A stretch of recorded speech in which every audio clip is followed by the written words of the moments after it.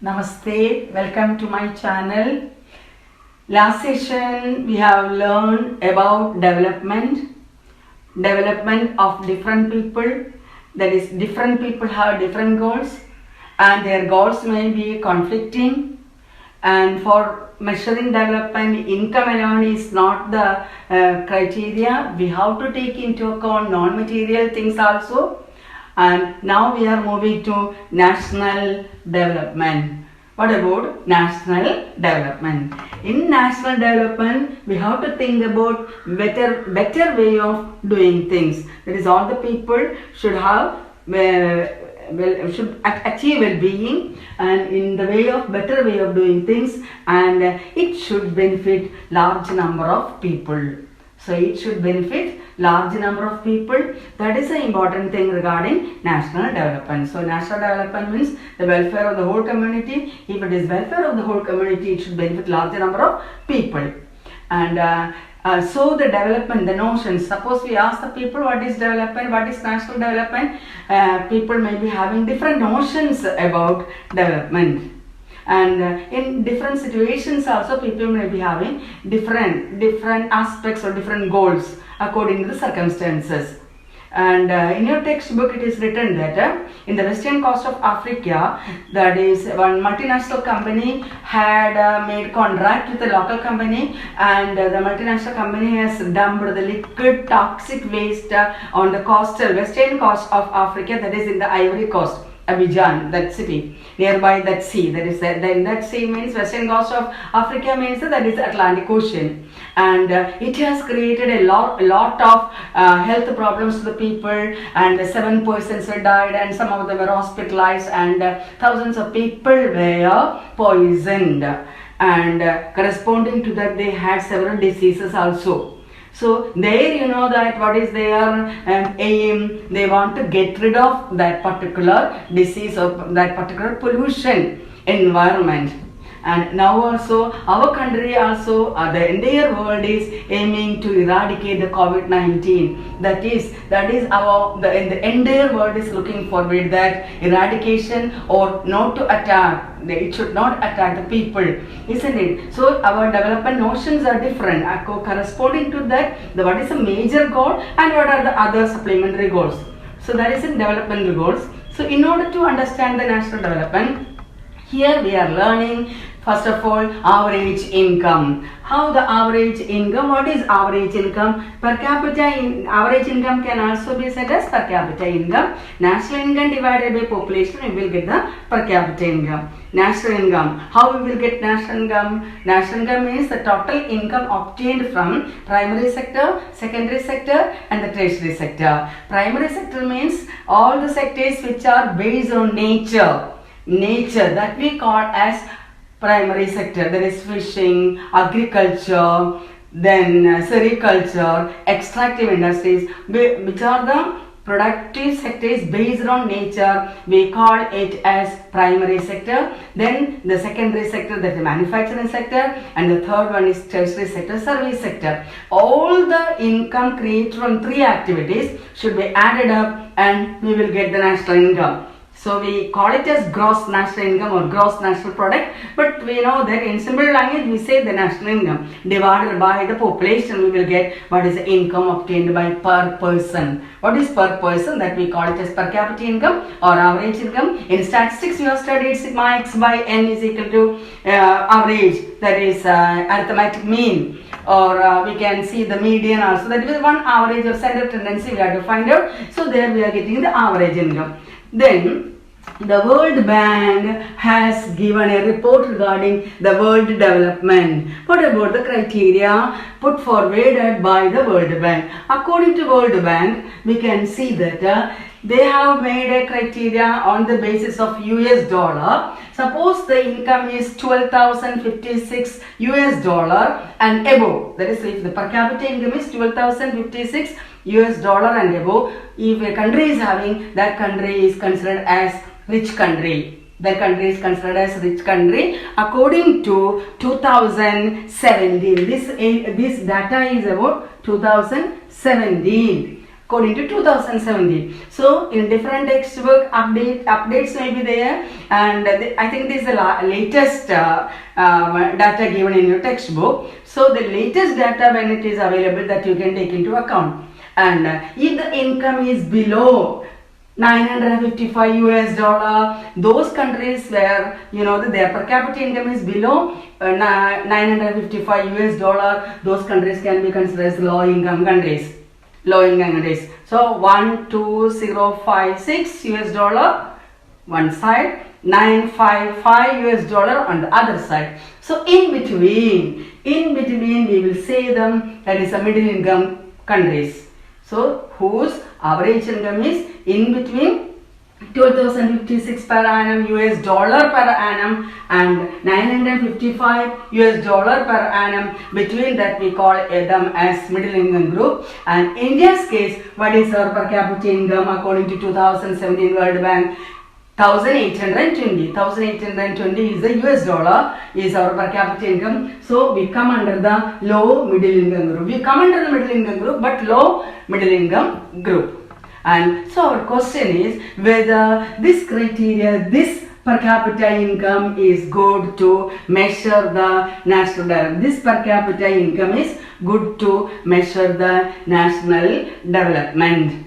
But we can see that here are certain limitations that we can see. Per capita income is useful for comparison. For comparison, we can take the per capita income, but you know that we have to see how it is distributed. When we say per capita income is so and so, my question is whether all of them. Suppose it is written per capita income of India, that is Indian citizen or Indian people are having 1,820 rupees $, as per capita income. Whether all of them are getting that income? Definitely no. Why? Some of them are getting more income, several of them are getting very low income, and may not be having income like that. And so you know that we have to take into account several other criteria also. So before that, we can see several times the board has asked questions regarding this example given in your textbook. That is, it is given the per capita income of country A and country B. How the country A, you see there 9,500, 10,500, 9,800, 10,000, like that it is given. And if you add the total income, you will get 50,000 and divided by 5. That is, add the income, you will get 50,000. 50,000 divided by 5. 5 by, because this is 1 person, 2 person, 3 person, 4 persons, 5 persons we are assuming. This 5 persons, suppose in country A 5 persons are there. 5 persons are there, we are adding that, we are getting 50,000 income, and 50,000 divided by 5, 50,000 divided by 5, we will get 10,000.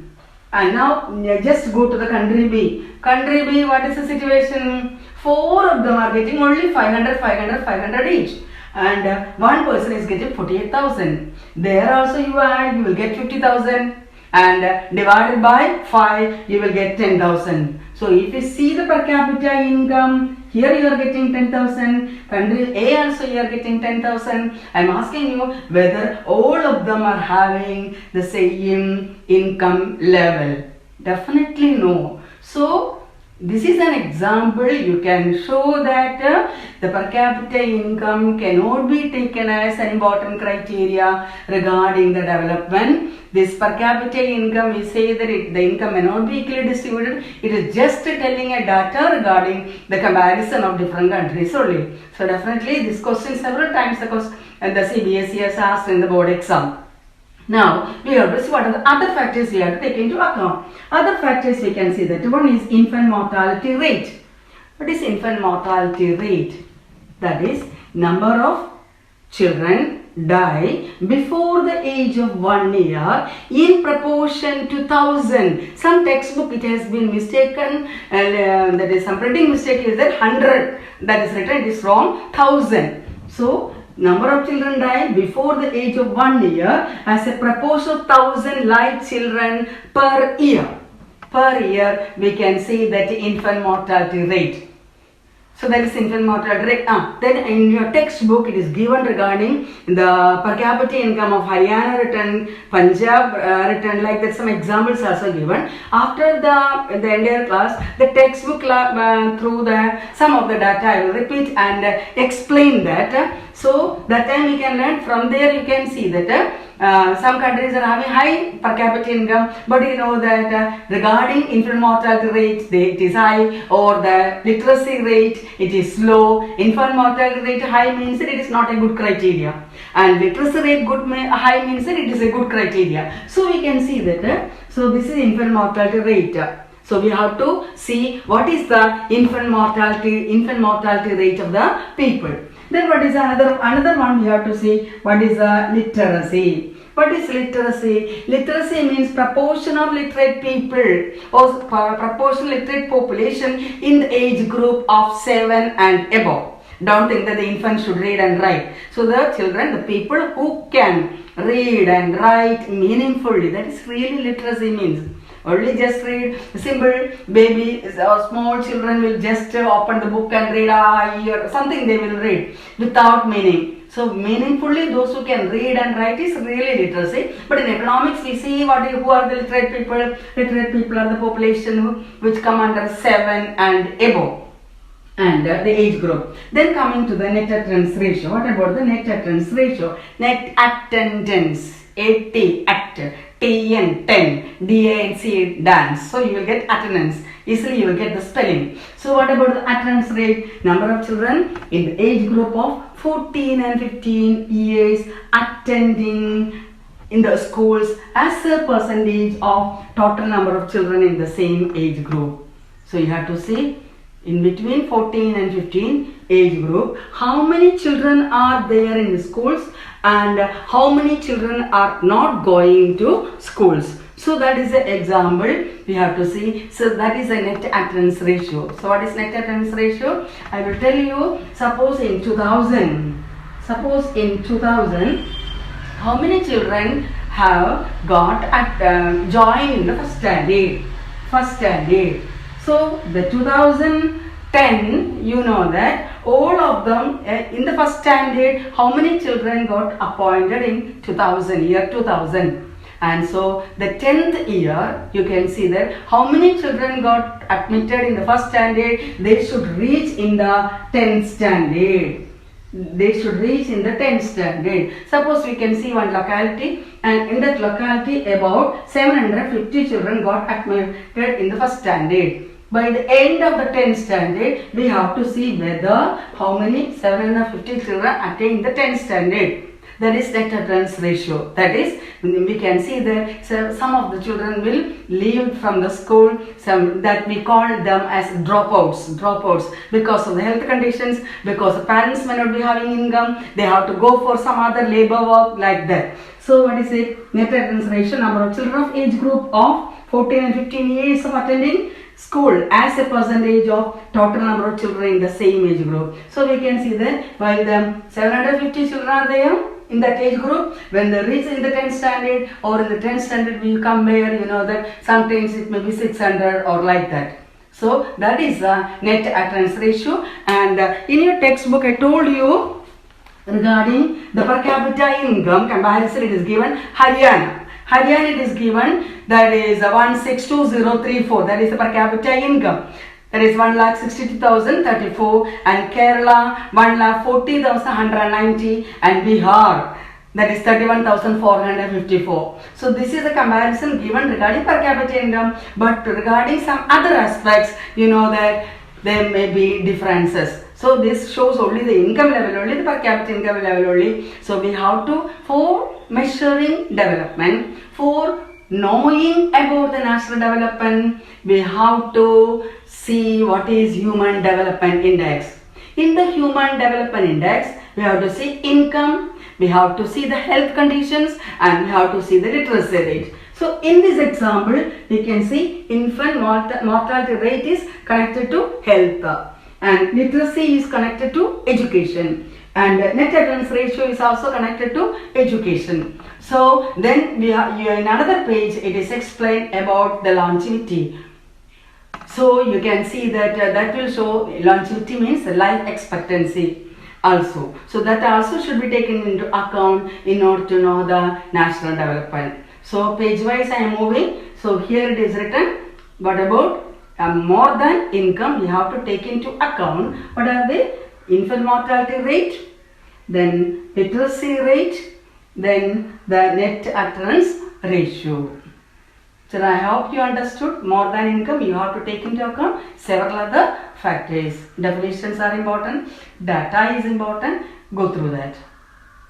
Text from textbook, lines, the questions you will get. Thank you.